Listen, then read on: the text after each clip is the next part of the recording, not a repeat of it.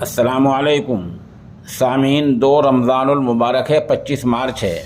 خبر کا عنوان ہے کانگریس پارٹی راہل گاندھی والے معاملے کو لے کر سپریم کورٹ پہنچ گئی ہے۔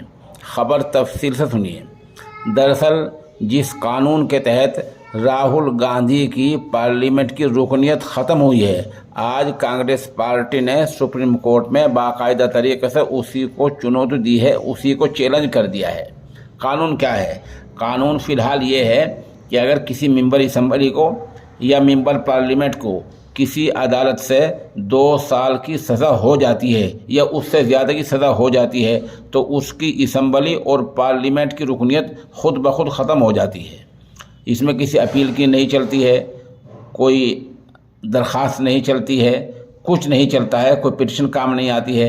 اگر کسی بھی عدالت سے کسی وِدھائک کو یا ایم پی کو 2 سال یا اس سے زیادہ کی سزا ہو جاتی ہے تو اس کی رکنیت خود بخود ختم ہو جاتی ہے۔ موجودہ قانون یہ ہے۔